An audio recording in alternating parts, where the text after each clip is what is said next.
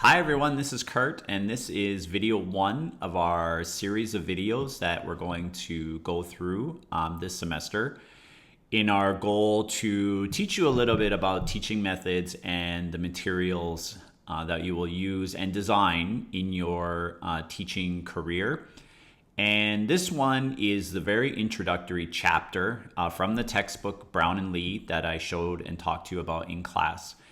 And in this one is chapter 2. It's called A Century of Language Teaching. Now, the purpose of this chapter is to give you a little bit of a historical look at where we are today and how we got there. So you're going to hear me talk a lot in class about communicative language teaching, interaction in the classroom, student-centered learning, autonomous learning, no more teacher-centered classrooms. You're going to hear these terms a lot. Learning in context.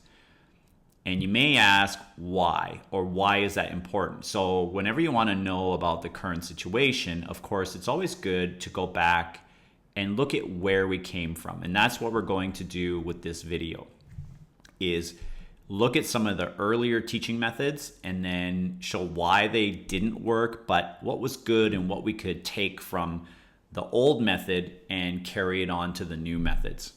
Now, the purpose of this video is not for you to memorize all of the names, but rather to give you the real picture of why we're here today, why Kurt keeps talking about communicative language teaching, and why it's so important for English classrooms and also bilingual classrooms. All right, so let's get started. Before I move on to the teaching methods, the first thing I want to do is give a brief talk about the difference between ESL and EFL. You may have heard these terms before, and you'll notice in our textbook that they talk a lot about ESL. Now, ESL stands for English as a Second Language. And what that means is you learn English in the context of the target language being learned. And the classroom is just one of many sources for you to get input while you're learning English. So for example, you move to America and you go to school there, you're learning English in the country where everyone's speaking English. So obviously, once you leave the classroom, you're still getting all kinds of English input, right? People are speaking outside, you go to the bank, there's signs everywhere, everything's in English. Now, in contrast, EFL means English as a foreign language. And this is when you learn it in the context of your native language.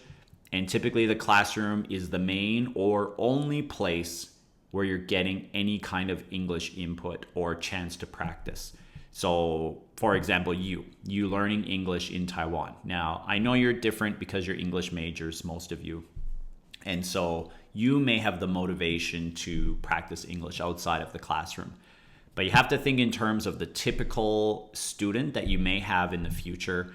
Once they leave your classroom, that's it. They don't use any more English until they come back to your classroom. So there's quite a big difference between ESL and EFL students. And for EFL, that's why it's even more important that we give them these communicative chances in the classroom, because you know when they leave the classroom, they're not going to get the opportunity. Okay, so here are the methods that we're going to look at today. And you can see there are a few. These are not all of them. And once we get into communicative language teaching, I am going to talk about many different types. But as I said, this is more of a historical walkthrough. So let's get started. A few definitions before we jump in. These are defined by Brown and Lee in the textbook. So the first one is methodology. These are pedagogical practices in general. So whatever considerations are involved in how to teach are methodological. So when you think about how you're going to teach your students, these are the methods. Okay, approach. These are the theoretical positions and beliefs about teaching, about language learning, about language, about the learners themselves, about the institutional and societal factors, purposes of a course, and the applicability of all to a specific educational context. So these are very important because if you are a teacher in the future, you can't just take the textbook and start going through the material. This is like the very basic level of teaching. You have to have your own approach that matches everything that's going on around you. It matches the theories of teaching English communicatively. It has to match the goals of the school, match the Ministry of Education's goals. There's a lot of different things that you have to think about. It has to match the parents' expectations of what their children are going to learn as well. And also you have to worry about tests in Taiwan. So there's a lot of different things, and your approach needs to match your own personality, your own strengths, and it has to match, as I mentioned, all of these other factors. So these are things that you should be thinking about, especially in this time when you're learning about teaching. You should be shaping your own approach and your own methodology and beliefs about those. Okay, and then the third one is method. So this is basically a set of classroom specifications for accomplishing linguistic objectives. Methods tend to identify teacher and student roles, linguistic and subject matter objectives, sequencing, and materials. So later, when you make your lesson plans in this course, the method is what you're going to be writing out on your paper, showing us exactly what you're doing in the classroom. Okay, a couple more. One is curriculum. These are the specifications for carrying out a particular language program. The features include a primary concern with linguistic and subject matter objectives, sequencing, and materials to meet the needs of a designated group of learners in a defined context. In a lot of places, syllabus and curriculum are synonymous with each other. And then technique. So any of a wide variety of exercises, activities, procedures, or tasks used in the language classroom. Okay, and we're going to talk more about those in future videos. Okay, so let's start at the very, very beginning. These are called the early years. Now, this is back in the very, very, very early time of learning. So the first method that we really focus on here is either called the classical method or the grammar translation method. Now, in the West, foreign language learning meant you learned Latin. That was the language that everybody learned. Now, in Asia, foreign language learning meant reading, translating, and learning rules. But in the West, when they learned Latin, actually it was the same thing. They were basically learning how to translate the languages. They were learning the linguistic rules. Now, basically what this is it's a very teacher-centered approach. You memorize the grammar rules and vocabulary. You do translation of text, and it's all written exercises. So this may sound familiar to some of your English classes that you've taken in the past. It's still used today. Now, this is a classroom where there's very little speaking, there's very little interaction, and probably there's very little listening. The teacher uses Chinese to teach the class while the content is in English. Now, this type of method, it still remains today, even though there's no literature to prove its effectiveness. Typically, students dislike it because it's boring, right? You have to sit in class and you have to just listen to the teacher talk and you have to focus on grammar. Nobody likes, well, I shouldn't say that. Some people like to learn grammar, but it can be a pretty long class, 40 minutes of sitting there and practicing grammar. And there's no focus on teaching students to communicate. However, teachers like it because it's really easy to run. You go into the class, you don't have to worry about your English pronunciation or your fluency. You get to speak Chinese, and all you do is give them the material and you give them a test to see how they did. And class can run pretty smoothly. So as I mentioned before, here are the characteristics. Classes are taught in your L1. Attention is given to lists of isolated vocabulary and grammar rules, so there's no context. You're just memorizing words. Reading is given a very strong focus with related grammatical analysis. So reading means going through the vocabulary and also focusing on the grammar. It's not really meaning-based. You have a lot of translation exercises, usually from the L2 to the L1. And as I mentioned before, there's very little attention on speaking. Okay, so late in the 1800s, there was this scholar, and his name is Francois Gouin. Sorry about my bad French pronunciation. So he's from France, and in the middle of his life, he wanted to learn German. That was his goal. And if you know anything about geography, France and Germany are next to each other. And he decided, for whatever reason, that he wanted to go to Germany and learn German. So he decided, instead of actually just going there and trying to talk to the people, first he would memorize a German grammar book and a table of 248 irregular German verbs. And he did it in 10 days. So he was a very intelligent person, hard worker, very motivated. So he went to the university ready to learn, and very quickly he realized he couldn't understand a single word that was spoken to him. So over the next year, he memorized 30,000 words, but he only tried one conversation and it failed miserably, and many locals were laughing at him. And basically after that year, he returned home a failure. But what he noticed was that his 3-year-old nephew, while he was gone, became fluent in his native language of French over that same time period. And he started to question, okay, look, I'm an intelligent person. I spent 1 year memorizing and studying and practicing in my room. After 1 year, I couldn't have a single conversation. But in that same time period, I come home and my nephew's totally fluent in French and he's speaking. And he's wondering why. How did that happen? That this little child his brain is just so not developed compared to mine, how could this happen? And so he created his own method called the series method. And it was meant to teach learners directly with no translation and conceptually. So without the explanation of grammatical rules. And he was going to use a series of connected sentences that were very easy to perceive. So the first lesson example would look like this. Maybe he would stand up and do some actions as well. I walk to the door, I stop at the door, I stretch out my arm, I took hold of the handle. And as the sentences continue, it becomes clear that they have vocabulary, they have word order, they have grammatical properties, and they have complexity. This is just how children learn, right? They learn by doing and by using the language, by hearing other people use the language. And the sentences are authentic and they're functional, which means you're learning while doing.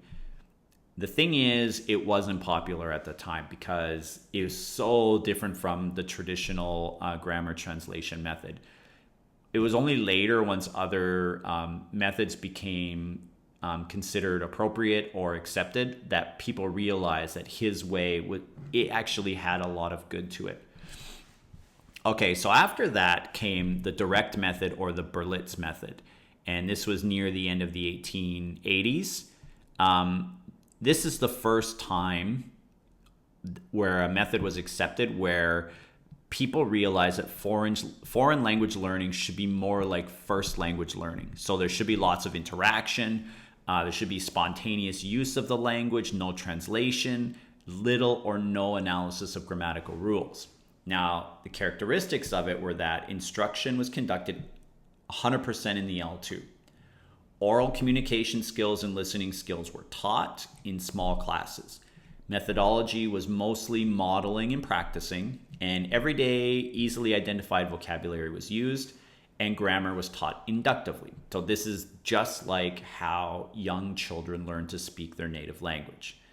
And you can see this is in 1887. People are already talking this way about learning a foreign language.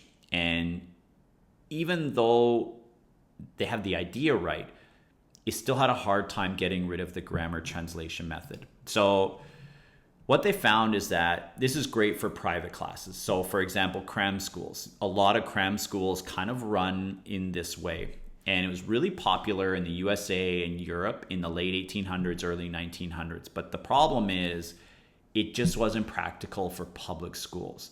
There's not enough money for teachers. The classroom sizes are so big. As you know, if you try to have this type of interactive classroom with 30, 40 students, it's really hard to do. Time is a problem, and the teacher's background. So what if you don't have the English ability to teach the class all in L2, which is an issue in Taiwan as well. So a lot of schools just went back to the grammar translation method. Okay, so it kind of sat that way until 1940 to 1950. And actually, the World War II was kind of the springboard into this idea of, okay, communication and listening and speaking and oral skills. Because in the war, soldiers had to perfect their oral proficiency in foreign languages, right? Like we had spies who go into other countries and they need to speak the language in order to not get caught, or they needed to be able to translate what other soldiers were speaking. So the pronunciation, fluency, all of this stuff actually started to become very important.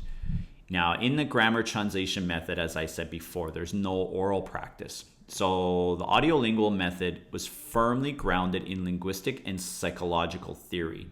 And it was based on the idea of behaviorism. And behaviorists claim that language could be habit formation models by using mimicry and memorization. So the only way they thought to learn a language is by practicing it over and over and over and over again. So listen, repeat, listen, repeat, listen, repeat, and then I will become fluent in the language. And actually, it borrowed a lot of traits from the direct method, which was kind of rejected previously. So here are the characteristics of the ALM. Most language material is presented directly with as little use of L1 as possible. New material is usually presented in spoken dialogue form. So actually, a lot of textbooks in Taiwan, they do this. They start with the dialogue first. Mimicry, memorization, overlearning of language patterns were emphasized with an effort to get students to produce error-free utterances. So the key here was never making a mistake, which we'll learn later is not the right way to teach your students, because what that does is it creates fear of making a mistake. Grammatical structures were sequenced by means of contrastive analysis. Basically, contrastive analysis means we look at English, we look at Chinese, and we figure out, okay, which English grammatical structures will be the easiest for the students to learn. We'll start with those first. So you see a lot of books will always start with the simple present tense, right? And then maybe present progressive comes next. They order it, which actually doesn't really work, but a lot of people still try to do it that way. Grammar and vocabulary were taught by inductive analogy and contextualized in dialogue. So we're using the language to learn grammar. Great importance was given to pronunciation, and a lot of these courses were done in language labs using tapes or I guess later CDs, recordings, and visual aids. So you put on your headphones, you listen and repeat like that. Okay, it was really popular for a short period of time, and as I kind of alluded to, some characteristics are still used today, like fast-paced drilling, chanting, to practice and learn some simple forms. But the problem is this type of method, it cannot promote long-term communicative proficiency. You don't learn language from habit formation and overlearning, because if you only learn the structures that you keep repeating, well, what happens when the conversation shifts into something that you've never used before? Now you haven't practiced that, and so it doesn't mean you're automatically going to get better at speaking. And as I said in the last slide, errors are not to be avoided at all costs. You're going to hear me say this a lot this semester. Mistakes are good. The more mistakes you make, the more you learn. But this was maybe the beginning point for more communicative types of methods. So it was really an important point in time. Okay, but then things got a little bit creative after that, and we get what's called the designer methods eras from the 1960s to the 1970s. In the past, most of the research done was just a part of linguistic research. And finally now, there are these academies where they're actually just focusing on second language learning. So they're giving it a lot more time. And because of that, all of these new ideas come out. A number of these innovative methods were born in an effort to be the next best thing. Some were motivated by theory, but others are just business. It's like today. If you listen to, what's the radio station? Oh, I forget. The Taipei radio station. Sorry, it's not coming to me right now. But they always have those advertisements for like I forget his name, like Jeffrey's 5-minute English or Thomas's 10-minute English. So there's always some new method where people are trying to make money. And this happened a lot at this time. ICRT, sorry, that's the station. You're probably all laughing at me right now. These methods paved the way for the current methods we use today. So each one of them have a lot of flaws, but there's always something we can take and use in our classrooms today. So the first one is called Community Language Learning, or CLL. And this was created by Charles Curran in the 1970s. So he based it on Carl Rogers proposed person-centered view of education that placed the focus on the learner rather than on the teacher's point of view. So this is the first time where we're looking at the learner's point of view instead of the teacher just being the dominant form of instruction. Now, Curran regarded students as a community of learners and actually raised our awareness of the social dynamics in a classroom. So students can work together to learn the language instead of just one-on-one with the teacher or listening to the CDs. So students and the teacher joined together in a team effort. Students lowered their defenses and anxiety because it's a supportive classroom. And in this setup, the teacher is not a threat. They're not a master. Their job is to be a counselor, where their main job was to help the learners. So this is how it was set up. The students would sit in a circle with the teacher. Sit in a circle, and the teacher would be on the outside of the circle, and the students all face each other. So basically, there's no structure. When one student is ready to speak, they would say it in their L1. The teacher would then translate it into the L2, and the students would repeat it. So one student would say Chinese, the teacher would translate it into English, and everybody would repeat after that. And then a different student would respond to the first student in Chinese, and then again, the teacher would translate it, and then the students would repeat. So the conversation would go on like this for the whole class. And then it would be recorded, and they would take that recording home and listen. And in this way, the learners are supposed to inductively learn the language. Okay, so why didn't it work? The idea of creating a non-threatening classroom was very well accepted. No more stress on the students. It's already stressful enough. Why not try to make it a more safer place?